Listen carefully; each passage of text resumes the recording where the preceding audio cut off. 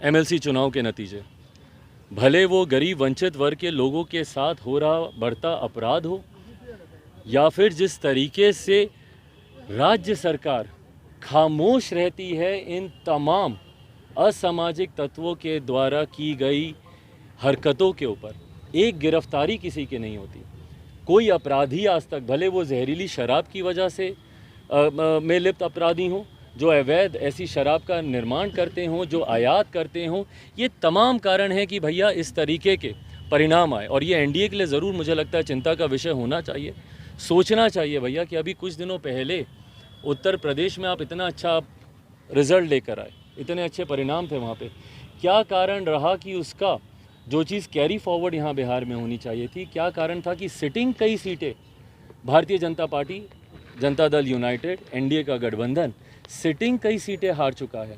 जो परंपरागत सीटें भी इनकी रही थी, भले आप ये मोतिहारी वगैरह की सीट हो उस तरफ, या इधर आपकी खगड़िया बेगूसराय वाली सीट हो, बेतिया की सीट हो, ये तमाम परंपरागत सीटें थी इनकी, छपरा नवादा आपकी सहरसा वाली सीट, तो ये तमाम सीटें जो इनकी परंपरागत सीटें थी, क्या कारण रहा कि ये सीटें एनडीए गठबंधन हारा। तो इन तमाम चीज़ों पर, और यही वो सारे कारण हैं, भले वो महापुरुषों का अपमान हो, बढ़ता अनुसूचित जाति पिछड़ा वर्ग के ऊपर बढ़ता उत्पीड़न हो, और या फिर इस तरीके की नीतियां, जहरीली शराब को आप रोक नहीं पाते, शराबबंदी कानून आपका विफल होता जा रहा है, एक के बाद एक तमाम ये कारण जिम्मेदार बनते हैं इस तरीके के परिणाम का। तो यकीनन एनडीए के लिए मुझे लगता है ये समीक्षा की बात है। जहाँ तक रही बात लोक जनशक्ति पार्टी की, पिछले उपचुनाव में हम लोगों को तीसरी शक्ति के तौर पर कहीं ना कहीं चिन्हित किया गया था। तीसरे नंबर पर हम लोग उपचुनाव में आए थे। मुझे खुशी है कि कुछ जगहों पर एक पायदान और ऊपर लोक जनशक्ति पार्टी रामविलास गई है। हम लोग नालंदा वाली सीट पर हम लोग दूसरे नंबर पर हैं हम लोग, और बाकी भी तमाम सीटों पर जिस तरीके से तीसरे नंबर पर हैं हम लोग वहाँ पे जहानाबाद वगैरह वाली सीट पर। तो जिस तरीके से लोक जनशक्ति पार्टी रामविलास का जनाधार हर बीते चुनाव के साथ बढ़ता जा रहा है, लोगों का विश्वास बढ़ता जा रहा है, और भाई विपरीत परिस्थितियां, बार बार चुनाव आता है। अब मुझे नहीं पता कि ये संजोग है या कोई प्रयोग हो रहा है, मुझे नहीं पता, पर जिस तरीके से हर चुनाव के आसपास मुझे उलझा दिया जाता है, इस चुनाव में दुख है मुझे इस बात का कि एक दिन भी मैं कहीं प्रचार के लिए नहीं जा पाया। कारण आप सब जानते हैं किस वजह से मैं नहीं जा पाया, जिन परिस्थितियों में मैं उलझा रहा।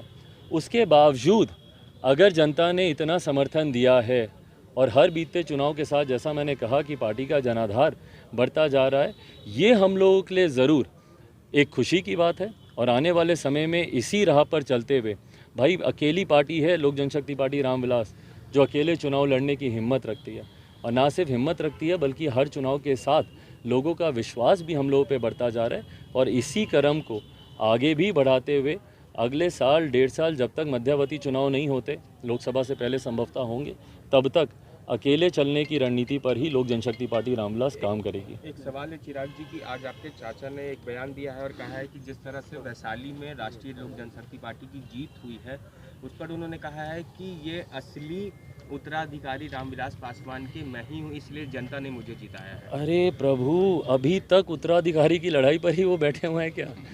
पानी बहुत बह चुका है गंगा से, आगे बढ़ने की ज़रूरत है। ये जनता पे छोड़ दीजिए ना, किसको उत्तराधिकारी जनता समझती है नहीं समझती है। आप मुझे बता दीजिए कि जिस गठबंधन का आप हिस्सा हैं, उस गठबंधन को आप अपना वोट कितना दिला पाए हैं? दूसरे के वोट पर जीत कर खुश होना, मुझे नहीं लगता कि वो जितने अनुभवी हैं उनको शोभा देता है।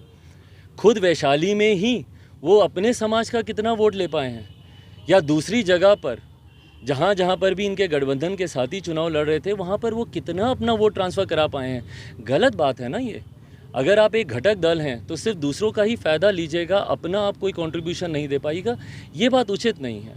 आप जब गठबंधन में होते हैं तो भाई आपका भी अगर कोई जनाधार है, जो कि इस चुनाव में समझ में आ गया, आप निकाल के देख लीजिए आंकड़े कि भैया कहाँ पे पासवानों ने या अनुसूचित जाति समाज ने इनका समर्थन किया, कहाँ पे किया? वैशाली तक में नहीं किया।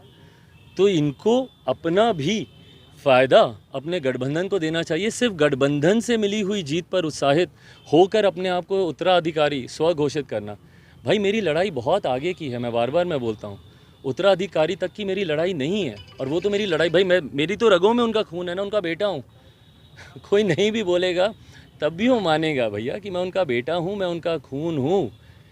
मेरी लड़ाई बिहार को विकसित बनाने की है, एक सीट जीतने की नहीं, किसी की कृपा पर।